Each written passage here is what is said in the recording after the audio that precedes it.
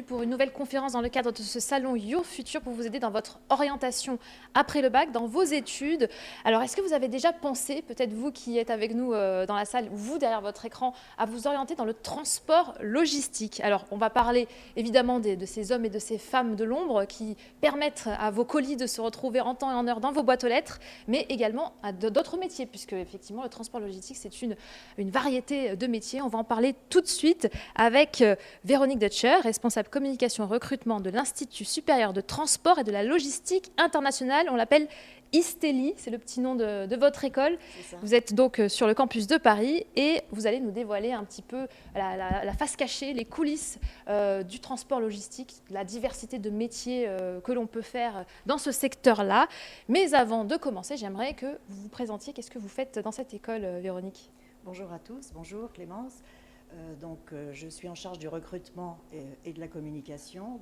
La communication, ça veut dire faire découvrir les métiers du transport et de la logistique à des jeunes, à des moins jeunes, faire découvrir les différents métiers, recruter les jeunes aussi pour nos formations, puisque à l'ISTELI Paris, nous formons du bac+2 au bac+6. Donc j'accompagne les jeunes dans la recherche d'une entreprise, dans la rédaction de leur CV. Je les aide et je les accompagne du recrutement à l'entrée en formation. Et notre objectif, c'est aussi de promouvoir ces métiers qui sont mal connus. Comme vous le disiez, finalement, la logistique, c'est souvent les coulisses. C'est la boîte de conserve que vous avez dans le magasin, mais qui a eu tout un parcours de l'approvisionnement auprès du fournisseur, en passant par l'étape de stockage et de distribution. Donc, c'est effectivement plein de métiers qu'on va pouvoir évoquer. Exactement. Alors vous êtes donc sur le campus de Paris. Est-ce que vous avez du coup d'autres campus à l'ISTELI? Oui, alors ISTELI, c'est une école qui fait partie du groupe Aftral, qui est un groupe qui intervient dans le domaine de la formation transport logistique. Alors il y a une petite vidéo en même temps qu'on parle qui pourrait être passée, comme ça on pourra voir en même temps les belles images de vos locaux. Exactement. Donc ISTELI, école du groupe Aftral, il y a 20 campus en France et à Paris, il y en a un pour l'instant et à la rentrée prochaine, on aura 8 écoles ISTELI qui proposent des formations bac+2, +3 et à Paris 4-5. Très Voilà. bien. Alors quand on parle du transport logistique, est-ce que vous pouvez nous dire exactement ce que ça recouvre? Alors, transport logistique, alors c'est pas que les camions que vous voyez, mais c'est effectivement l'organisation des flux, c'est le transport des marchandises, l'acheminement des marchandises par toutes les voies de transport possibles, le transport routier, le transport fluvial, transport maritime, aérien. Donc, c'est toute l'organisation des transports par ces différents modes, depuis la Chine, par exemple, jusqu'à la France. C'est organiser l'acheminement. Donc, il y a du transport dit national, international. Et puis, la logistique, c'est tout ce qui se passe dans la partie plutôt stockage. Donc, les produits sont transportés, stockés. Donc, vous voyez pas mal d'entrepôts, de plateformes où il y a toute une organisation à l'intérieur, des camions qui arrivent, qui déchargent des colis, qui les mettent en stock, qui préparent des commandes et qui les distribuent pour le client final.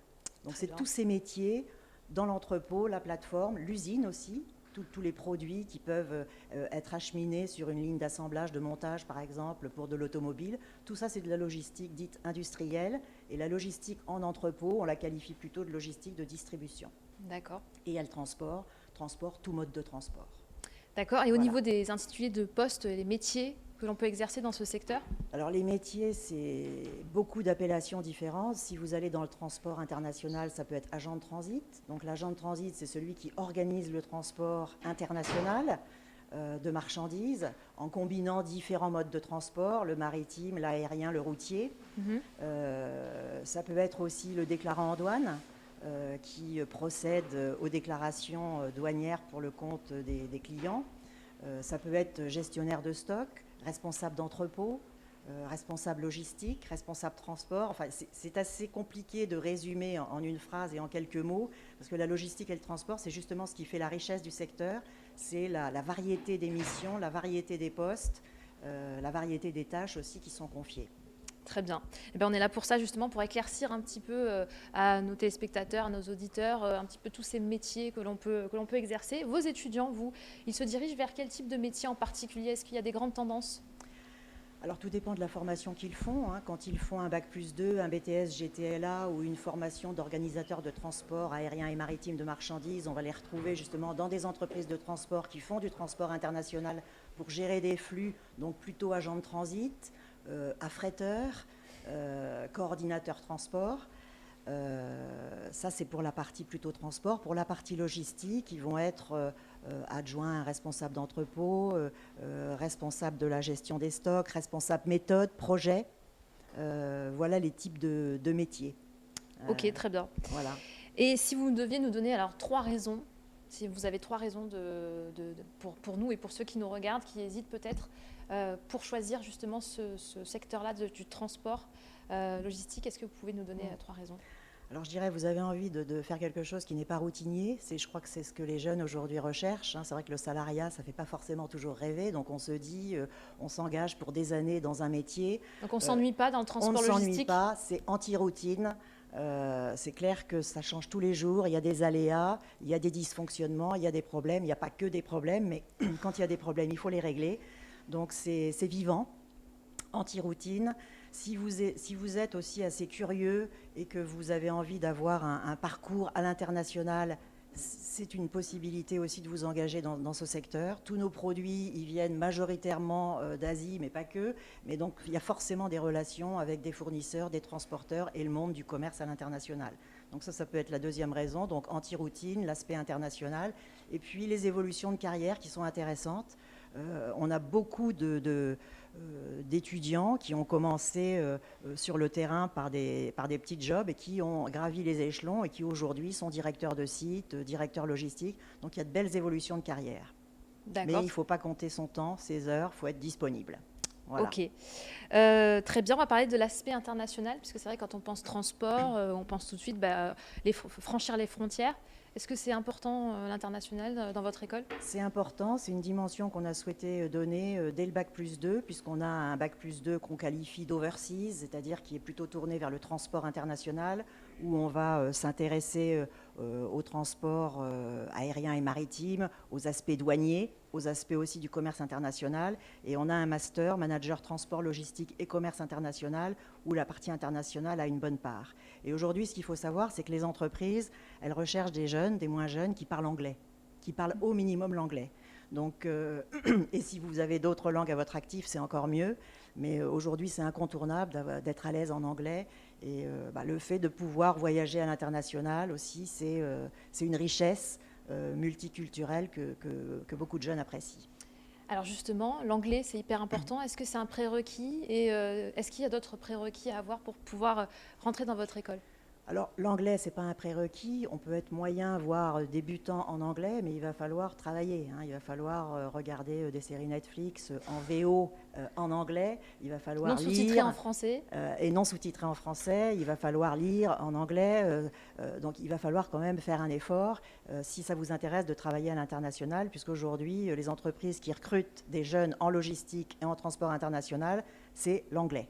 Et nous, on le voit, on organise des job dating alternance, on accompagne les étudiants, les entreprises, c'est ce qu'elles demandent, avant même la connaissance du secteur transport logistique. D'accord. Donc l'anglais, c'est hyper important pour rentrer, ou est-ce que c'est important une fois qu'on est dans l'école, on peut être moyen, mais vous voulez pousser aussi à parler anglais? Pour rentrer, c'est pas hyper important. C'est mieux si on a quand même un bon niveau d'anglais, puisqu'on a notamment en bac+4, manager transport logistique et commerce international, une classe dédiée pour des jeunes qui ont un bon niveau d'anglais, qui en entrée sont arrivés avec un score au TOEIC de l'ordre de 600, 650. Et donc ces jeunes, ils vont avoir 80% de cours tout en anglais. D'accord, mais ça c'est en 4e année. Ça c'est en 4e année. Donc effectivement, un jeune qui a le bac, qui rentre, il n'est pas très bon en anglais, il va falloir qu'il travaille, parce qu'effectivement, on va l'accompagner, on va l'aider. Mais ce qu'il faut savoir, c'est que quand on recherche un emploi, le niveau d'anglais, c'est ce que j'indiquais là, il faut qu'il soit au moins intermédiaire plus, donc B2. Si ça vous parle, voilà, pour faciliter votre insertion professionnelle. Très bien. Au niveau des compétences, alors pas forcément des compétences scolaires, est-ce que vous avez certains critères? Alors, on a des critères, oui, on a des critères de savoir-être. C'est très important. Bon, il y a les connaissances de base avec des tests qu'on fait passer aux étudiants. Et puis, il y a effectivement le savoir-être. Le savoir-être, c'est la ponctualité, l'assiduité, c'est l'aspect professionnel. Alors, on va les aider, les étudiants, les lycéens, on va les aider à acquérir cette dimension professionnelle qui est importante pour nous, école, mais également très importante pour l'entreprise. Ce que les entreprises recherchent aujourd'hui, c'est des jeunes avec une personnalité, qui sont curieux, qui ont une forme aussi d'autonomie, de capacité d'adaptation Mhm. et qui sauront effectivement aussi être à l'aise, avoir un bon relationnel. Donc c'est pas forcément facile tout ça parce que selon la personnalité des uns et des autres, ça peut être plus ou moins compliqué. Mais nous on est là justement pour les accompagner, les faire grandir professionnellement, leur faire acquérir de nouvelles compétences pour que les entreprises puissent les recruter, que nos critères de recrutement, nous, écoles, soient en concordance avec ceux de l'entreprise, avec laquelle d'ailleurs on est très liés. Donc qu'on rassure les personnes, les étudiants, les lycéens qui nous regardent, si on est trop timide par exemple, ou si on n'est pas très ponctuel, ça se travaille ça Ça se à travaille, l'école? ça se travaille à l'école. Bon, c'est des choses dont on souhaiterait qu'elles soient acquises en arrivée à l'école. C'est pas toujours le cas. On y travaille et on est très rigoureux là-dessus également, parce que finalement c'est une marque de respect pour le groupe dans lequel on est, pour les intervenants. Et je veux dire, c'est en tout cas des signes de professionnels qui sont attendus par les entreprises. Très bien. Voilà. Alors au niveau de la scolarité, c'est hyper important. Est-ce que vous pouvez nous dire d'où proviennent vos étudiants, les lycéens que vous recrutez? Alors, il y a tout type de bac pour les entrées en bac plus 2. On a des bacs généraux, on a aussi pas mal de bacs professionnels, logistique, transport. Pour les niveaux supérieurs, on a des jeunes qui viennent du transport et de la logistique, mais pas uniquement. On peut aussi vouloir venir soit d'une filière générale et puis finalement avoir fait un job d'été et se découvrir un intérêt pour le secteur. On a pas mal de jeunes qui viennent aussi par ce canal-là. Donc tout type de bac. Un goût quand même pour le transport et la logistique, une certaine curiosité. On n'y vient pas complètement par hasard. Souvent, c'est parce qu'on a eu des parents qui ont été dans le secteur, on a eu des cousins, des amis qui nous en ont parlé. On a fait soi-même un job d'été de préparateur de commandes dans un entrepôt. Et puis, on a découvert que le métier de responsable d'entrepôt, c'était passionnant. Il était en relation avec plein de personnes, avec des conducteurs, des chauffeurs, des fournisseurs, des clients, un service méthode pour optimiser l'organisation. Donc, on accepte tout type de profil. L'important, c'est la motivation, l'intérêt et la curiosité pour ce secteur, et puis aussi voilà, une capacité d'apprentissage, puisqu'il y a forcément un vocabulaire technique à acquérir. Il faut découvrir ce métier qui est un univers un peu particulier, donc il faut s'y intéresser. Alors on voit sur la slide à 20 campus, 2000 étudiants, formation Bac plus 2, donc ça on l'a dit, et à Bac plus 6. Est-ce que vous pouvez nous dire un petit peu tous ces chiffres, à quoi ça correspond au niveau dans la tête d'un lycéen? Qu'est-ce que c'est 20 campus? Qu'est-ce que ça peut lui apporter d'avoir 20 campus? Alors 20 campus, c'est 20 campus en France, dont 8 en région parisienne. Donc ça veut dire qu'un jeune qui aura envie de quitter la région parisienne ou de quitter sa région d'origine, s'il est lyonnais ou lillois, il peut faire la formation partout en France. Donc on a effectivement un maillage et une couverture territoriale assez importante. Plus de 2000 étudiants, c'est 2000 étudiants à la rentrée 2021, dont près de 500 à Paris. Et puis les formations du Bac plus 2 au Bac plus 6. Alors les formations Bac plus 2, on en a 4. On a une formation, c'est le BTS GTLA, que peut-être certains d'entre vous qui êtes ici connaissent. C'est le BTS en 2 ans en apprentissage, gestion du transport et de la logistique associée. On a 2 formations qui sont des titres certifiés reconnus par l'État d'organisateurs de transport aérien et maritime de marchandises, de gestionnaire des opérations du transport terrestre de marchandises, donc là plutôt route. Et enfin, on a une formation de technicien supérieur en méthode et exploitation logistique, donc là où on va travailler plus dans un environnement de l'entrepôt, de la plateforme, gestion des stocks. Ça, c'est pour le Bac plus 2. En Bac plus 3, on a 3 parcours. Un parcours plutôt à dominante transport, un parcours plutôt à dominante logistique, logistique entrepôt, logistique de distribution logistique industrielle, et un parcours de déclarant en douane et conseil. D'accord. Et enfin, 2 Bac plus 5, donc accessibles à Bac plus 3, manager des opérations et processus logistiques, et manager transport, logistique et commerce international. Ok. Et enfin, je termine juste pour être complète, un Bac plus 6, c'est un master spécialisé, Supply Chain Design and Management, qui est réalisé en partenariat avec l'école des ponts et l'école polytechnique fédérale de Lausanne. Voilà. Donc on peut très bien commencer, se dire on va arrêter au bout de X années, puis finalement se dire non, je vais continuer. Tout à fait. C'est possible. La particularité de notre école, c'est que finalement vous êtes lycéen, vous rentrez à Bac, vous faites une formation Bac plus 2, soit en 1 an, soit en 2 ans. Elle vous donne un titre Bac+2, vous pouvez arrêter là, continuer pour une année supplémentaire, arrêter et continuer pour 2 ans. Et à chaque fois, il y a des débouchés, à chaque fois. À chaque fois, il y a des débouchés. À chaque fois, il y a aussi un passage qui n'est pas automatique, mais on regardera avec bienveillance la candidature de nos candidats déjà dans l'école. Donc il y a un entretien un peu à mi-parcours qui permettra de valider le projet professionnel, que finalement la formation qu'on propose est en adéquation avec le projet professionnel de l'étudiant. Très bien. On va parler peut-être aussi de la pédagogie, puisque c'est hyper important quand on s'oriente dans le supérieur et surtout quand on est lycéen, on n'a pas forcément d'autre modèle que celui du pupitre avec le professeur qui donne son cours et pas forcément de participation. C'est ça. Alors qu'en est-il dans votre école? Oui, alors on est assez éloigné de ce schéma traditionnel qui a son efficacité et puis qui existe encore pour certains cours et dans certaines écoles.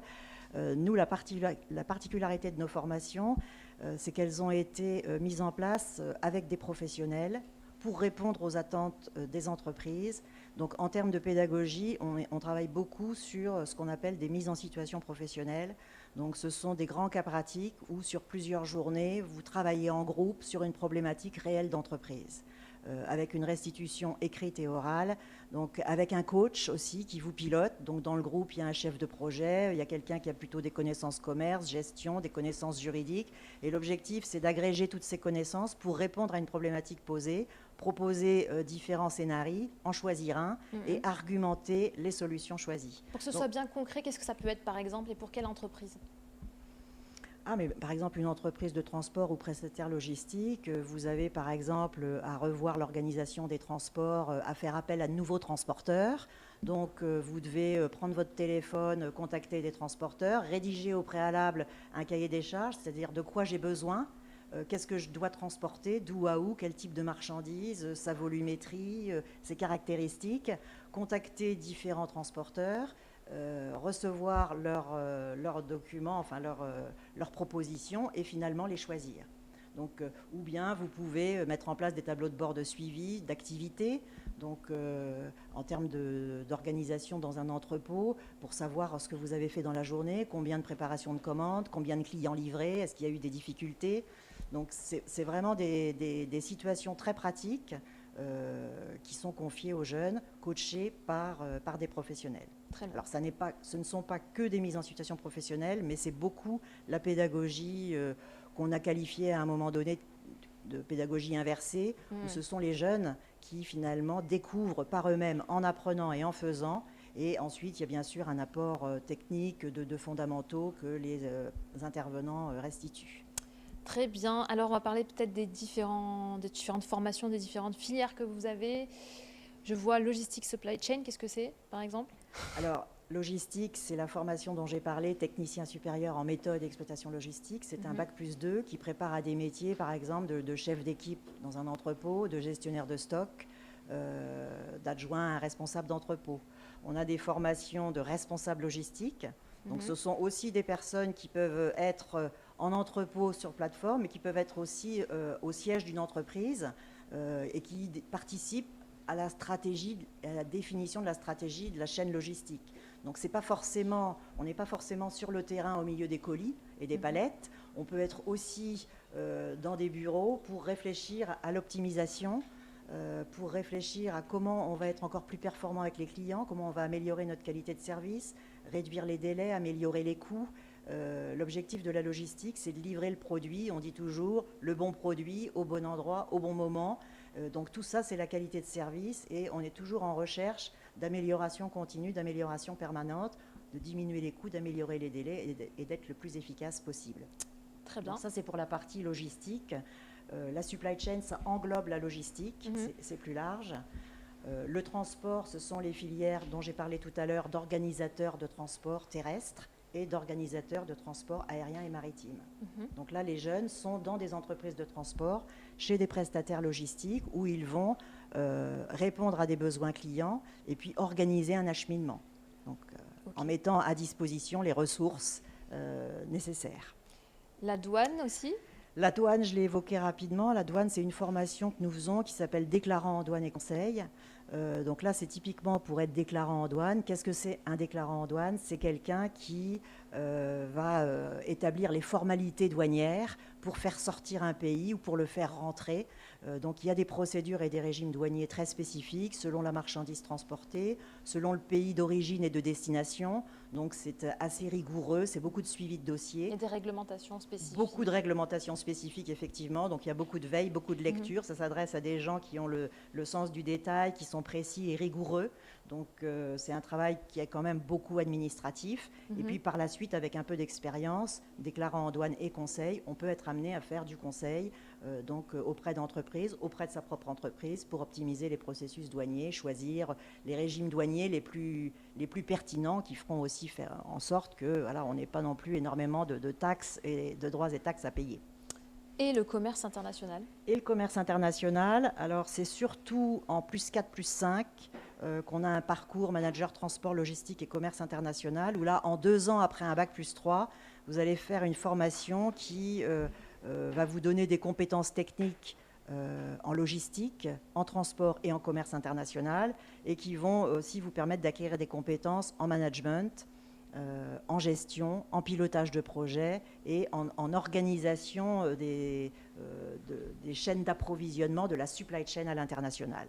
Très bien. Et tout ça peut être mené en temps plein, donc dans l'école H24, enfin, presque, ou en alternance, c'est-à-dire moitié-moitié, entreprise-école? Alors, c'est plus l'alternance.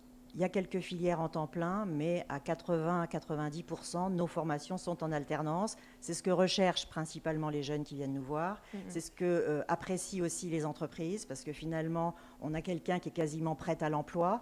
Nous, la caractéristique de nos formations, c'est que ce sont des formations dont le programme est établi avec des professionnels. Donc, les jeunes qui arrivent en entreprise, même apprentis, ils sont quasiment opérationnels très rapidement. Et c'est vrai que c'est ce que recherchent les entreprises. C'est aussi l'intérêt de la formation d'avoir des jeunes qualifiés, ou en tout cas qui se qualifient tout au long de la formation. Donc c'est plutôt l'alternance qui est privilégiée. Ça, c'est bien pour les jeunes, je le rappelle, puisque ça permet de financer ses études tout en ayant un salaire. Exactement. Très intéressant, cette formule-là, de plus en plus de succès. Très bien. Est-ce que vous avez aussi des stages? J'imagine que oui. Alors, les stages, c'est plutôt dans les formules temps plein, où effectivement, je pense notamment à la formation Bac +4, manager transport logistique et commerce international. On a un parcours temps plein avec un stage de 4 à 6 mois. Sinon, les jeunes qui ne trouvent pas d'alternance, parce que ça arrive, on peut aussi leur proposer ce qu'on appelle le temps plein alterné, c'est-à-dire qu'ils vont faire un stage de façon discontinue. On n'a pas un programme spécifique avec des périodes de stage bloquées, mais ils pourront quand même trouver un stage sur les périodes entreprises dans leur calendrier. D'accord. Donc votre formule, c'est quand même l'alternance. C'est quand même l'alternance qui est privilégiée. Et vous les aidez justement à trouver des alternances quand même? On peut les rassurer un petit peu? Ils ne vont pas se débrouiller tout seuls? On va les rassurer, surtout quand ils sont très jeunes, sortis d'école, c'est pas forcément évident. Et peut-être qu'ils n'ont jamais fait de stage et qu'ils ne connaissent pas le monde de l'entreprise. Donc il y a aussi les codes, il y a le CV à formuler, il y a la lettre de motivation, il y a comment se préparer à un entretien. Donc on les accompagne pour tout ça. On les aide à avoir un CV que le recruteur qui jette un coup d'œil en quelques secondes, que le CV retienne son attention. Donc ça, c'est la première étape. On va les aider aussi en leur mettant des offres d'entreprise à disposition, en proposant leur CV aux entreprises. Donc on a effectivement des entreprises qui dès maintenant recherchent pour la rentrée 2022. On est début février, mais c'est dès maintenant que les entreprises vont commencer leur campagne de recherche d'alternants. Donc oui, on les aidera, on ne fait pas tout à leur place, on aime bien aussi qu'ils soient autonomes, qu'ils prennent de l'initiative, mais on les aidera parce qu'effectivement ça ne s'improvise pas. Et notamment, on va organiser à 3 moments clés ce qu'on appelle des job dating alternance, en présentiel, nous l'espérons, si les conditions sanitaires le permettent. Et là, c'est l'occasion, effectivement, pour les jeunes de rencontrer physiquement des entreprises et d'avoir un entretien de pré-recrutement.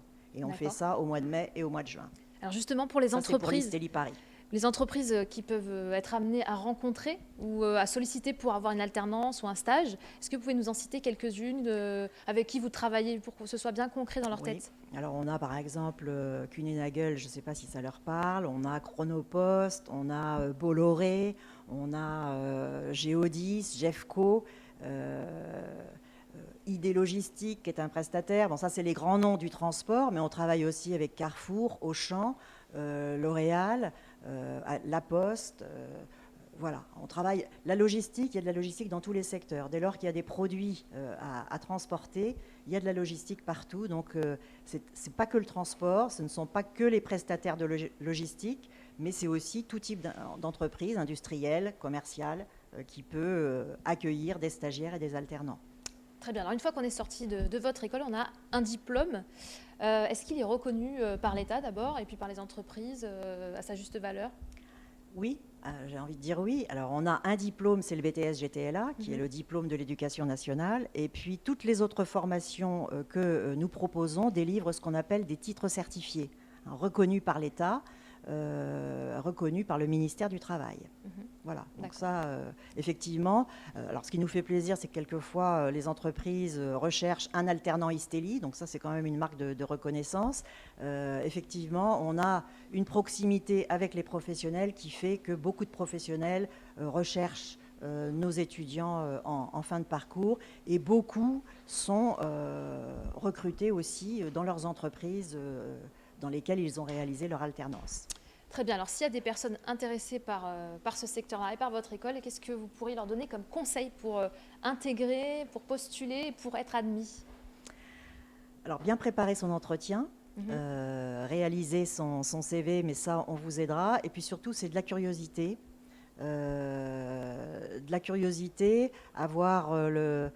Développer ce qu'on appelle des soft skills, hein, tout ce qui va être esprit d'équipe, polyvalence, la motivation, très important. Hein, c'est plus la motivation qui va être retenue dans le parcours de recrutement plutôt que les résultats au test. Vous évoquiez tout à l'heure l'anglais. Si vous avez un résultat en anglais qui n'est pas très bon, mais qu'en entretien, vous avez bien préparé, vous n'êtes pas arrivé là par hasard, vous avez structuré et préparé votre entretien, il y a de grandes chances que finalement votre candidature soit retenue et qu'on vous accompagne ensuite à grandir professionnellement. Donc c'est surtout ça. Le parcours nous intéresse aussi, et les centres d'intérêt. Les centres d'intérêt, c'est quelquefois négligé sur le CV. Il ne faut pas négliger cette partie-là. Vous avez été trésorier d'un club de foot, vous avez encadré des jeunes dans des colos l'été. Voilà. Un job d'été, on l'a dit aussi. Un job d'été, vous avez organisé un événement familial qui a nécessité une organisation logistique, pour le coup, assez importante. Donc tout ça est intéressant et éclairant par rapport à qui vous êtes aussi, quelle est votre personnalité, quel est votre parcours et comment vous allez pouvoir évoluer professionnellement. Donc tout ça, c'est vraiment très important. Le parcours, les centres d'intérêt, surtout la motivation. D'accord. La motivation, c'est donc pendant l'entretien qu'on peut le montrer? C'est pendant l'entretien qu'on peut le montrer. Alors un entretien, ça dure 20 minutes, donc on peut aussi faire illusion. Enfin, voilà, on a un peu l'habitude, et avec quelques questions posées, on saura si effectivement le secteur peut convenir. Voilà. Enfin, il y a quand même une préparation aussi. La motivation, c'est aussi le dynamisme, c'est de donner envie aussi, entre guillemets, de se vendre pendant 20 minutes auprès d'un interlocuteur qu'on ne connaît pas. D'accord, donc vous attendez quand même qu'on se renseigne sur le secteur, sur l'école aussi? Absolument, qu'on se renseigne sur le secteur, sur l'école. Alors c'est vrai qu'aujourd'hui, on n'a pas tellement d'excuses de ne pas être renseigné, on est abreuvé d'informations. Avec Internet, il y a énormément de vidéos sur YouTube que vous pouvez aller voir sur justement, je suis responsable logistique, qu'est-ce que c'est que ce métier, je suis responsable transport. Donc il y a beaucoup de vidéos très bien faites sur YouTube. Il y a des influenceurs aussi qui communiquent beaucoup sur les métiers de la supply chain. Donc je vous invite vraiment à aller voir. Si vous n'avez pas de compte LinkedIn, il faut en créer un. Alors c'est vrai que vous êtes jeune si vous êtes en terminale, mais peut-être que vous avez quand même un compte LinkedIn. Vous avez sûrement un compte Facebook, quoique Facebook, c'est un peu, ça moins, ça devient presque has-been, oui. Mais un compte LinkedIn, c'est le compte professionnel qu'il faut avoir. Il faut suivre les entreprises, l'actualité des entreprises qui vous intéressent sur les réseaux sociaux, c'est très important. Parce que ça vous donnera plus de crédibilité en entretien, vous aurez un discours plus construit, avec des mots du secteur et de la logistique. Pour nous, ce sera vraiment intéressant comme approche. Vous avez dit que l'alternance était hyper important dans votre école. Est-ce que vous conseillez de commencer à chercher une alternance avant de postuler, avant de passer les examens? Absolument, je conseille dès maintenant. C'est un point positif pour l'école, c'est un point positif aussi, les entreprises vont apprécier. d'avoir des jeunes qui se renseignent dès maintenant. Comme je le disais tout à l'heure, nous-mêmes, dès maintenant, on a des entreprises qui nous sollicitent, qui d'ores et déjà réfléchissent à leur campagne de recrutement. Donc, on est en mesure, d'ici un mois, déjà d'avoir un certain nombre d'offres à proposer à des candidats. Donc il y a de la demande, ça Il y a c'est de la important de le demande, dire. il y a de la demande. C'est un secteur qui recrute, qui se porte plutôt bien, malgré la crise sanitaire qu'on a connue. Il y a un développement du e-commerce qui fait un bond extraordinaire, et donc c'est une croissance à 2 chiffres pour beaucoup d'entreprises de transport qui transportent des colis. Donc oui, il y a de la demande. C'est un secteur qui recrute. Je vous invite, si vous avez envie d'un métier pas routinier, beaucoup de contacts. Le contact humain est très important, c'est vraiment très riche. Et puis c'est aussi, j'ai parlé des flux physiques, donc de l'acheminement de marchandises, mais c'est aussi tous les flux des données, des datas, avec des systèmes informatiques qui gèrent tout ça. C'est pour assurer la traçabilité des marchandises, et ça s'est beaucoup complexifié. Donc ça nécessite des compétences et des connaissances assez pointues également sur tout ce qui est système d'information. Très bien, alors pour conclure cette conférence, est-ce que vous pouvez nous dire où se rendre pour avoir plus d'informations sur Listelli? Alors, sur votre site internet, j'imagine? Sur notre site internet, absolument. Alors, vous pouvez aussi, je ne sais pas si c'est indiqué dans la diapo qui circule, là, l'adresse mail du site, mais on a une journée porte ouverte le 26 mars. On en a une aussi le 12 février, c'est très bientôt. 12 février, 26 mars et le 30 avril. Et donc là, on fait ces journées en présentiel. Donc l'objectif, c'est aussi pour les jeunes de rencontrer les étudiants qui sont dans l'école, parce que finalement, c'est quand même beaucoup plus facile de parler de jeune à jeune sur la façon dont ils vivent la formation, aussi bien à l'école qu'en entreprise. Donc voilà, 12 février, 26 mars, 30 avril. Ce sont les prochaines échéances, 2 journées portes ouvertes qui vous permettront de découvrir où nous sommes situés. Alors à Paris, on est rue de Paradis dans le 10e. Voilà, donc tout près de la gare de l'Est, gare du Nord, plutôt bien situé. Donc je vous invite à nous rendre visite. Il faut s'inscrire au préalable, c'est la petite contrainte qui est liée à ces conditions particulières que nous vivons. Ce n'est pas tout à fait des journées portes ouvertes comme les autres, puisqu'il faut préalablement s'inscrire. Très bien, merci beaucoup Véronique pour toutes ces Clémence, informations. Pour votre accueil. Et puis vous restez à disposition des étudiants, des lycéens qui sont avec nous en physique là, mais aussi en virtuel si jamais il y a des questions. Bien sûr. N'hésitez pas à poser vos questions. Alors là, on est encore devant la caméra, mais si vous êtes trop timide, on va couper, on va rendre l'antenne et vous pourrez poser toutes vos questions avec votre parcours spécifique. À tout hasard, il n'y a pas des questions qui pourraient venir, ça pourrait servir aussi aux personnes qui regardent. Vous n'avez pas des questions ? Vas-y. C'était pour savoir concernant le rythme d'alternance, combien de jours en école et combien de jours en... Alors les rythmes d'alternance, c'est effectivement une bonne question. C'est très différent selon les formations. On a par exemple 1 semaine école, 1 semaine entreprise. On a 2 semaines école, 2 semaines entreprise. Ou bien 1 semaine école, 2 semaines entreprise. Ça va dépendre des formations. En tout cas, on n'a pas d'alternance courte, 2 jours, 3 jours. À la demande, là aussi, des professionnels, finalement, on a créé différents rythmes d'alternance pour répondre à leurs demandes. Voilà. Très bien, vous avez d'autres questions? Est-ce que certains connaissaient ce secteur-là? Est-ce que vous en avez appris un peu plus sur le secteur des transports? Oui. Alors n'hésitez pas si vous avez des questions, on va faire ça hors caméra. Merci beaucoup Véronique. Merci Clémence pour votre accueil. Merci, avec plaisir, et merci à vous derrière l'écran. On se retrouve très vite pour une nouvelle conférence sur une nouvelle école, peut-être un nouveau secteur avec un nouveau professionnel. Merci beaucoup.